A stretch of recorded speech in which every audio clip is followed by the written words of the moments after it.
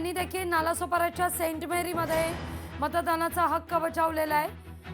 तर मशीनच्या गोंधळासंदर्भात आणि मतदार याद्यांमधील गोंधळासंदर्भातही राजन नाईक यांनी आढावा घेतलाय।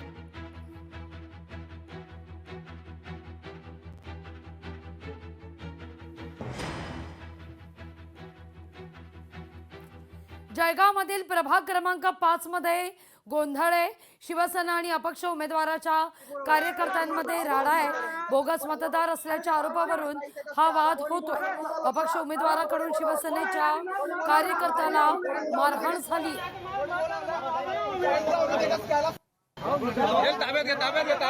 मतदान यादीत ज्याचं नाव असलं तो मतदानाला येऊ शकतो।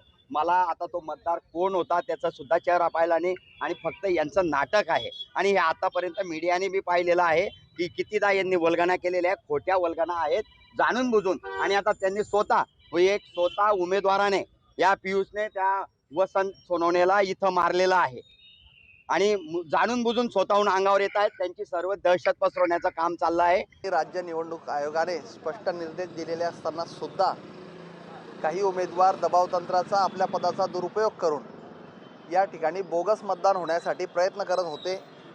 यामध्ये आम्ही जवळपास 40 ते 45 जणांना या ठिकाणी मतदान करण्यापासून संबंधित अधिकाऱ्यांनी पुरावे दाखवू न शकल्याने रोखलेलं आहे।